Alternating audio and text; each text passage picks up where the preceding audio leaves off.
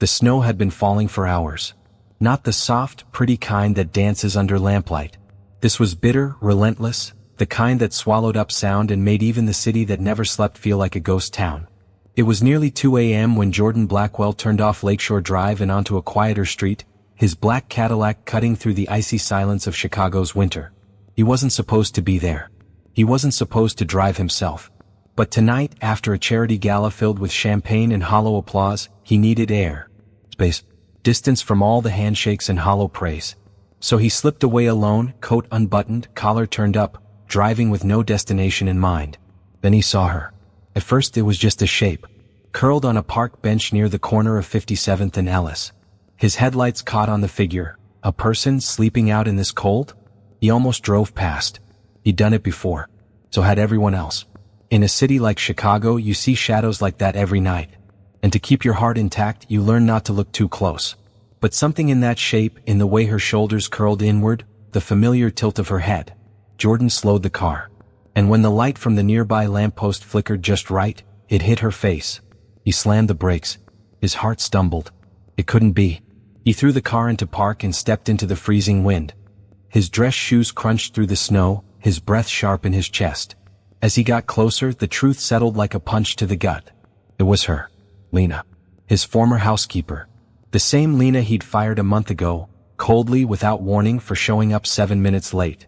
She was lying on that bench. Her face pale, lips blue, barely moving. What the hell are you doing out here? His voice cracked, but she didn't respond. She didn't even flinch. And just like that, Jordan Blackwell, a man worth over $500 million, dropped to his knees in the snow beside a woman the world had long since stopped seeing. Only now, he couldn't look away. A month earlier it had been a Thursday. Routine. Ordinary.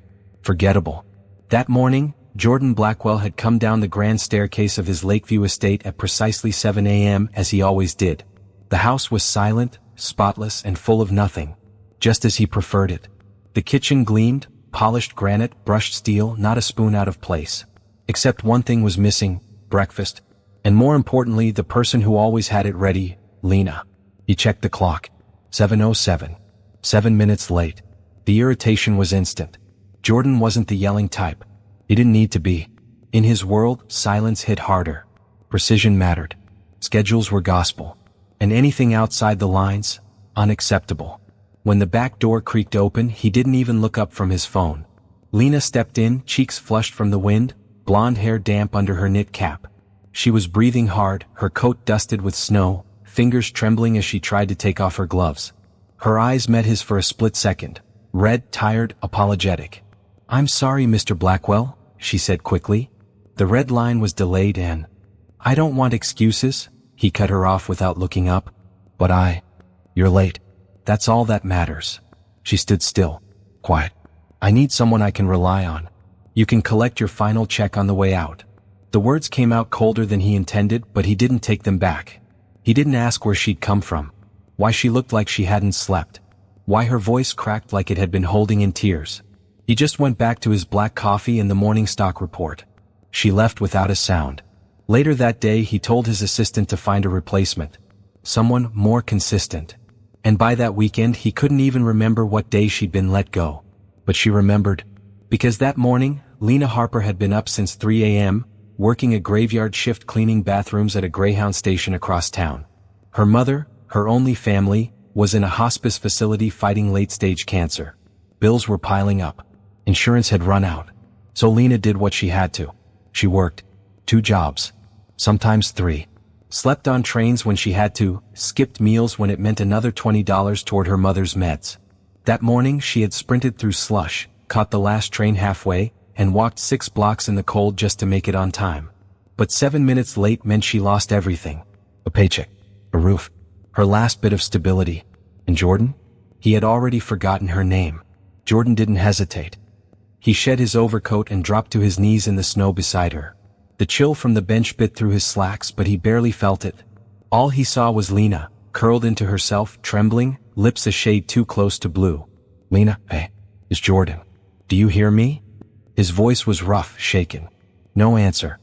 He reached out, gently pressing 2 fingers to her neck. A pulse, faint but steady. Relief hit him like a wave, quickly chased by panic. Her hands were clenched into fists, tucked beneath her chin. Slowly, carefully, he pried one open. Her fingers were stiff, her skin cold and raw. Inside her palm was a crumpled piece of paper, damp from the snow. He smoothed it out against his thigh, reading beneath the glow of the nearby streetlight. It was a hospital bill. Patient, Judith Harper. Balance, $1,697. Due date, January 2nd. Past due. Jordan stared at it, trying to make sense of the numbers, the name, the dates. Next to the paper was a folded wad of cash, tens, fives, a few singles. Maybe $80 in total. She'd been out here, holding on to that. Not a coat, not a phone, not even a blanket. Just that bill. Just that money. Something inside him twisted, tight and sharp. He hadn't just fired her. He had erased her. He pulled off his leather gloves, cupped her face between his hands. "Lena, stay with me. I'm calling for help." His fingers fumbled for his phone. The screen fogged as he breathed into the cold night air. 911. Yes, I need an ambulance. South Park Avenue, near the 57th Street intersection. A woman's unconscious, she's freezing. Please hurry. While he waited, he lifted her carefully into his arms. Her body was lighter than he remembered. Too light. He carried her to the back seat of his car, blasting the heat, wrapping her in the coat he'd discarded. Minutes later, the ambulance arrived, flashing red lights slicing through the snow. 2 EMTs rushed over. One of them, a young woman with braids and a serious face, checked Lena's vitals. "She's hypothermic. We need to move now." Jordan stepped aside, but followed as they loaded Lena into the ambulance. He didn't ask if he could ride along. He just climbed in, eyes locked on her pale face. For the first time in years, Jordan Blackwell wasn't thinking about stock options or bottom lines. He was thinking about the woman he'd left behind, and what it meant to see her again like this. Not as an employee, but as a human being. The fluorescent lights buzzed softly overhead. Jordan sat in the corner of the hospital room, elbows resting on his knees, hands clasped so tightly they'd gone numb. He'd been there for hours. Still in his dress pants and wrinkled shirt from the gala, his tailored wool coat now hung over the visitor's chair like an afterthought. Time had lost its rhythm. All he could hear was the beep of Lena's heart monitor, steady but fragile. The doctors had said she'd be okay, eventually. Severe hypothermia, dehydration, exhaustion. But she was stable. They were rewarming her slowly, monitoring vitals. No permanent damage, they said. She just needed time. And warmth. Jordan had no shortage of warmth to give. At least now he realized how cold he'd once been. Around 5 a.m. Lena stirred. A twitch in her fingers. Then her eyes fluttered open, pale blue, glassy, confused. Her gaze moved slowly across the room until it found him. "Mr. Blackwell?" she whispered, her voice cracked and dry. Jordan stood immediately, stepping to her side. "Yeah. You're safe, okay? You're in the hospital." Her brows furrowed. She tried to sit up, winced and dropped back against the pillow. "Don't. Just rest," he said softly, placing a hand near hers without touching. "You were out there, it was freezing, Lena. You could've." He stopped himself. She didn't say anything, just stared at the ceiling for a long moment. Then, without looking at him, she said, "You didn't have to come." Her voice was quiet, almost detached. "I know," he replied. Silence stretched between them. "Why?" she asked finally. Jordan exhaled. "Because I saw you. And I couldn't unsee it." Her lips parted, but no words came. Instead, her eyes welled with something too complex for just pain. Pride maybe. Embarrassment. Anger. All wrapped in exhaustion. "I'm sorry," he said. "I didn't know. I didn't even ask. And I'm sorry for that." Lena didn't respond. She just turned her face to the window, where a soft haze of dawn pushed through the glass. He took the hint. Backed away slowly. He left the hospital room without another word, but not before gently placing something on the nightstand. Her hospital bill, now stamped paid in full. And next to it a business card. Blackwell Holdings. Jordan Blackwell CO. On the back a handwritten note. "You deserved better. If you're willing, let me try again." The morning after Lena woke up, Jordan didn't go to the office. He canceled 3 meetings, postponed a board review, and told his assistant not to call unless the building was on fire. Instead, he drove across the city, to the hospice care center listed on the hospital invoice. Judith Harper. Lena's mother. The facility was modest, tucked between a shuttered bakery and an old pharmacy. Not the kind of place billionaires sent their parents. But it was clean. Quiet. respectful. He brought flowers, white tulips. He didn't know if Judith liked tulips. He just didn't want to show up empty-handed.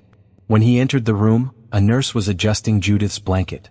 The woman in the bed was thin, her gray hair gathered into a soft bun, her skin pale and translucent.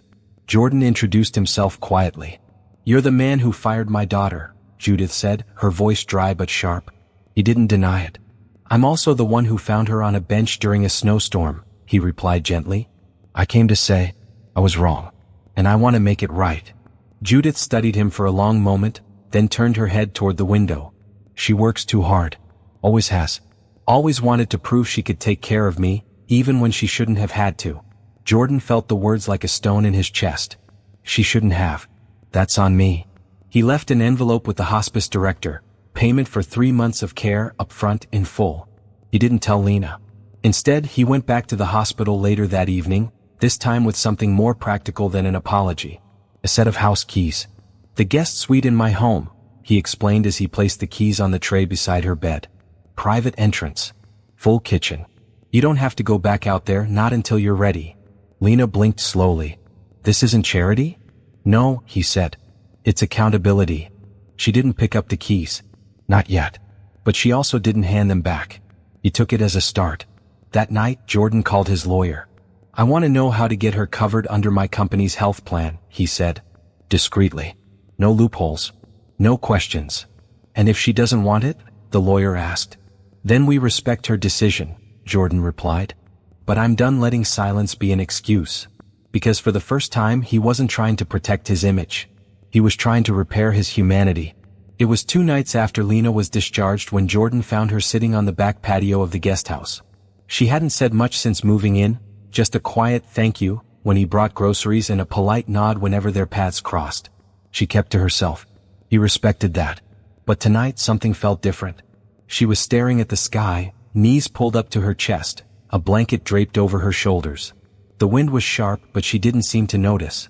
Jordan stepped out slowly, holding 2 mugs of hot cocoa. "Didn't know if you were a coffee or tea person," he said casually. "So I went with childhood nostalgia." Lena offered a faint smile, took the mug without a word. They sat in silence for a while. The city lights flickered beyond the skyline, casting long shadows across the snow-covered lawn. Then she spoke so quietly he almost missed it. "I used to sleep here." Jordan turned his head. "What?" "Not here. But the old laundry room. In the basement. Back at your house.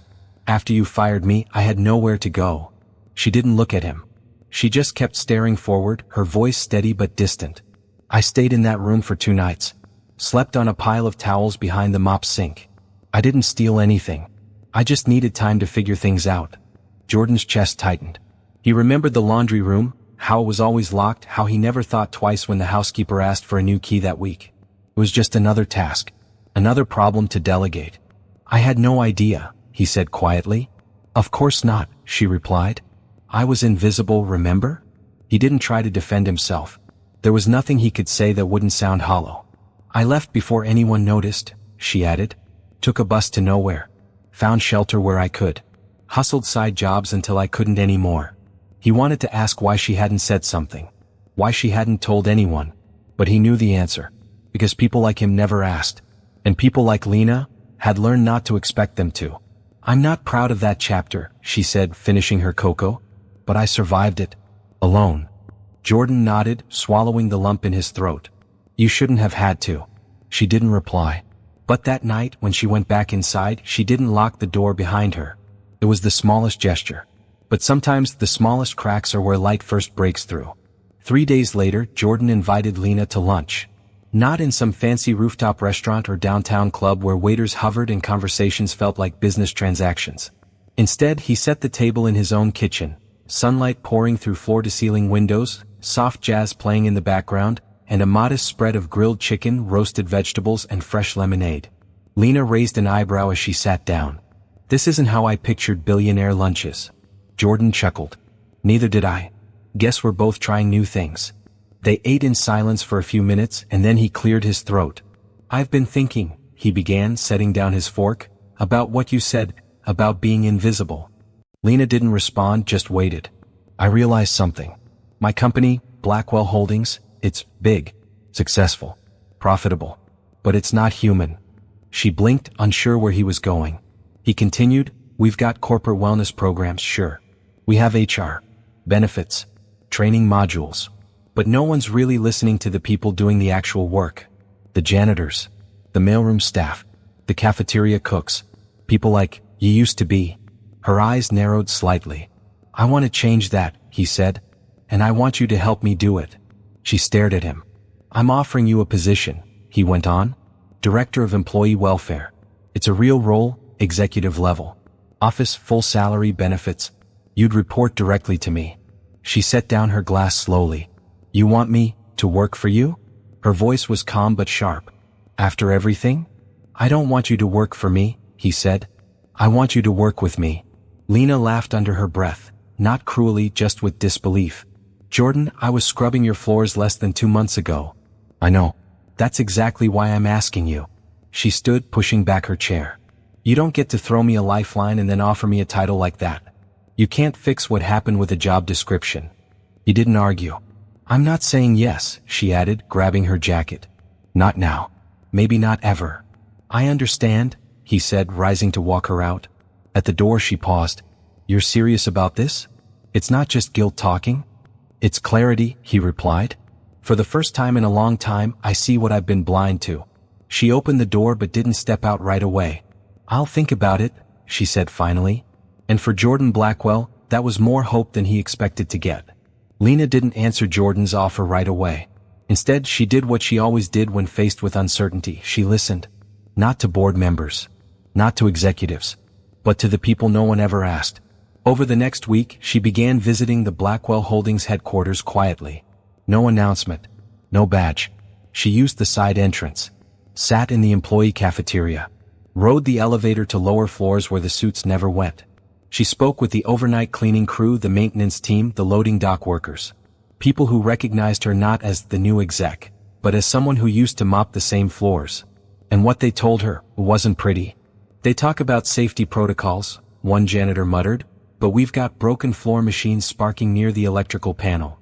I clock in on time, said a cafeteria worker, but when I speak up about the spoiled produce deliveries, suddenly my hours get cut. HR tells us we're family, another said, but I haven't had a raise in 6 years. My kids' braces cost more than my paycheck. Lena took notes. Not on a company-issued tablet, but in a small leather notebook, worn and creased. The same one she used during her years working side jobs, tracking tips and hours. By Friday she had 5 full pages of first-hand accounts. Frustrations, ignored safety concerns, wage inconsistencies, and patterns of quiet retaliation.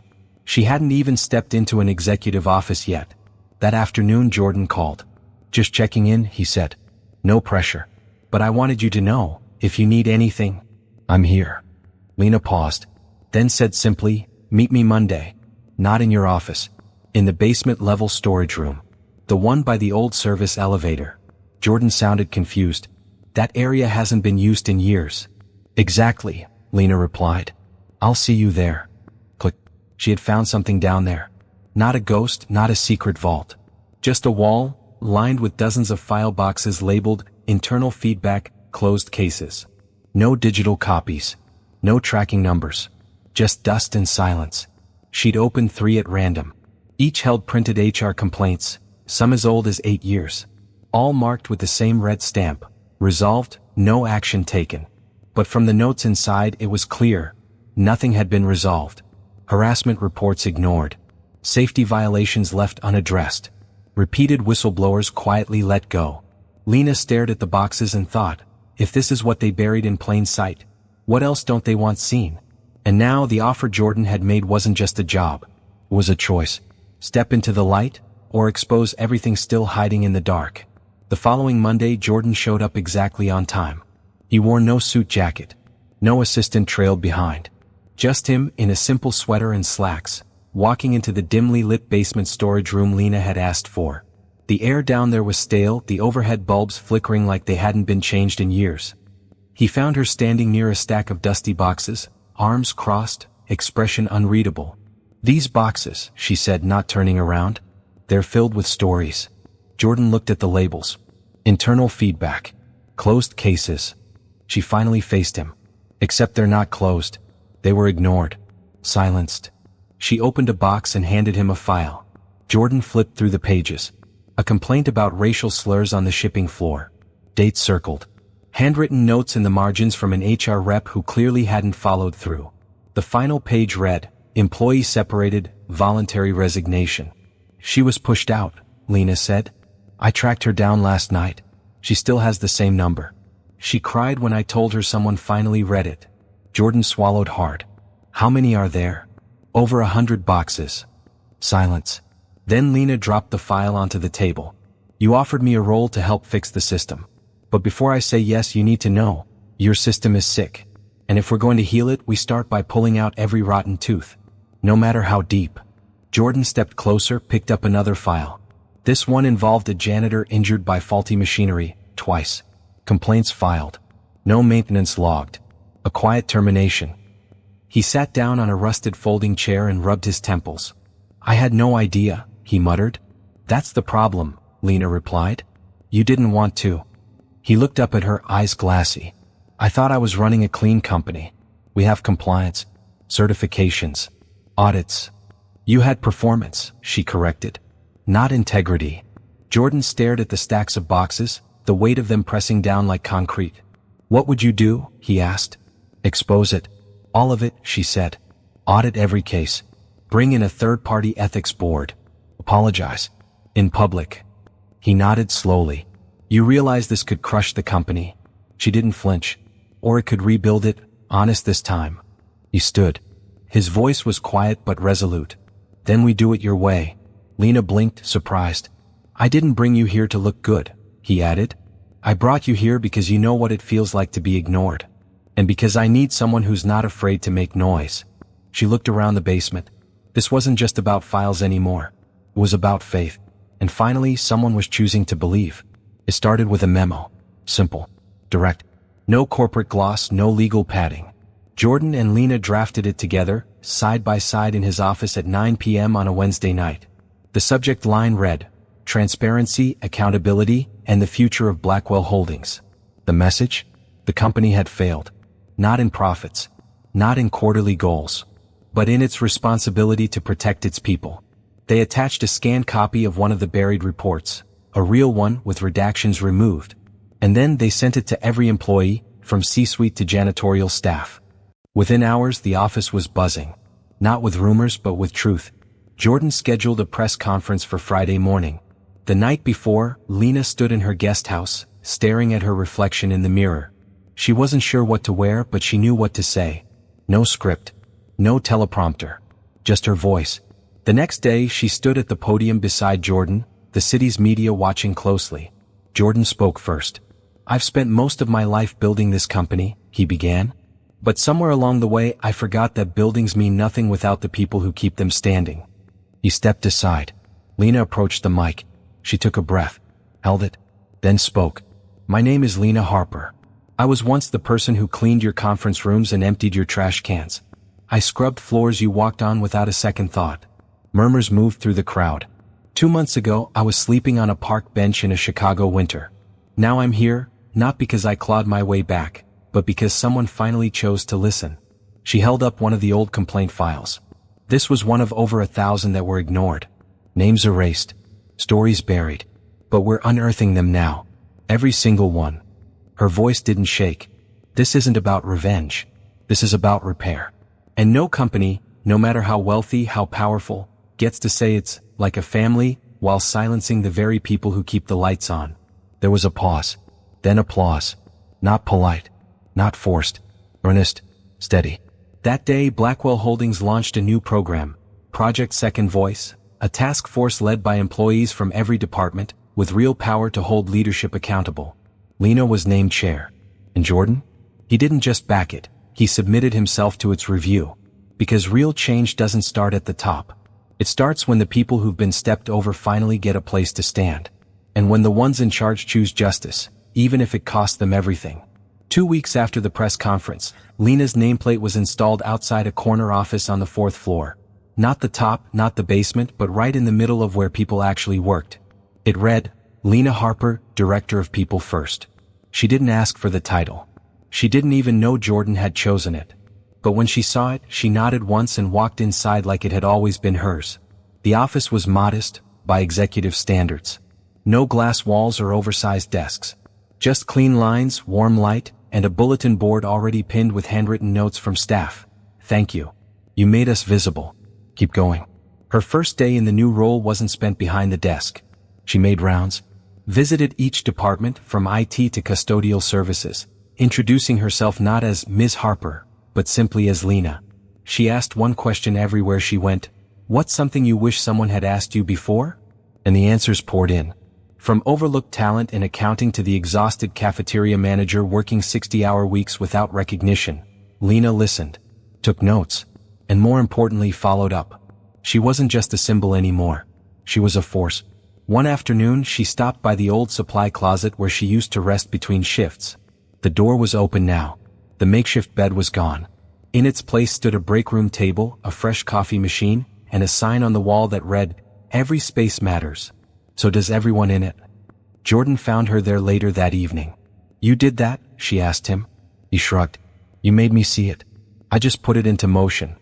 They walked the hallway together. "Do you miss the top floor?" Lena asked, half teasing. Jordan smiled. "Sometimes. But I get more done down here." They reached the elevator, and just before the doors closed, a young intern rushed in, panting, holding a folder. "Ms. Harper," she said breathlessly. "I just wanted to say, you make me feel like I could actually belong here." Lena placed a hand on her shoulder. "You already do."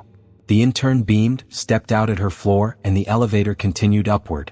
As they ascended, Jordan glanced over. "You ever think we're building something better?" Lena didn't hesitate. "We're not building," she said. "We're finally planting roots. And this time they'd grow in the light." Spring came early to Chicago that year. Snow melted from sidewalks faster than usual. Morning air was still brisk, but sunlight lingered longer, softer, like it too had been waiting for change. On a quiet Sunday morning, Lena Harper stood at the front of a community auditorium filled with people. Employees, students, neighborhood families, even reporters seated quietly in the back. She wasn't here for headlines. She was here to tell the truth. The sign behind her read, "Voices We Missed, a talk on seeing the invisible." She didn't use a script. "I used to clean your buildings," she began. "I scrubbed conference rooms before sunrise, washed your floors after dark. And for years I convinced myself that staying silent was the only way to survive." She scanned the room, made eye contact with a woman in the front row who clutched her daughter's hand. "But silence doesn't protect you. It erases you." She held up an old keychain, worn, bent slightly from years of use. "This was mine. It opened a basement supply room where I used to sleep after losing my job. I had nowhere else to go. I wasn't lazy. I wasn't irresponsible. I was invisible." She paused. "Until one night someone saw me. And for the first time, didn't look away." A hush fell over the room. It shouldn't take collapse for people to care. It shouldn't take frostbite or shame or buried complaint files for someone to ask, "Are you okay?" But this is the world we live in. Her voice was firm now. "And it's our job, every one of us, to make that world better." Applause rippled through the room. Not loud, not explosive, but deep, connected, felt. After the talk, a young girl approached her, maybe 10 years old. Freckles across her nose. A sketchpad clutched to her chest. "My mom says you're brave," the girl said. Lena smiled. "Tell your mom she's right." Then the girl handed her a drawing, a stick figure with bright blonde hair and a red cape. "That's you," she said proudly. Lena laughed, touched. "Thank you. I'll hang it in my office." Later that evening, back at Blackwell Holdings, she pinned it to her bulletin board, right beside a copy of the first internal complaint she ever read. A reminder of where she came from, of why she stayed. Jordan walked in holding 2 cups of tea. "You made the news again," he said with a smirk. "Tell them I'm busy," she replied, taking a sip. He looked at her. "You ever wonder what would have happened if I hadn't seen you that night?" Lena turned to him. "You did see me. That's what matters." She stood, walked to the window. Below, employees were gathering for a volunteer project, repainting a local school. A new initiative Lena launched. "People don't need charity," she said. "They need to be seen, heard, valued." Then she glanced back. "That's the real lesson." Jordan nodded. "And what's next?" Lena smiled softly. "Whatever makes the unseen impossible to ignore." Outside, the city buzzed with life. And somewhere, on a bench or in a basement or behind a janitor's cart, another story was waiting to be told. And this time, someone would listen.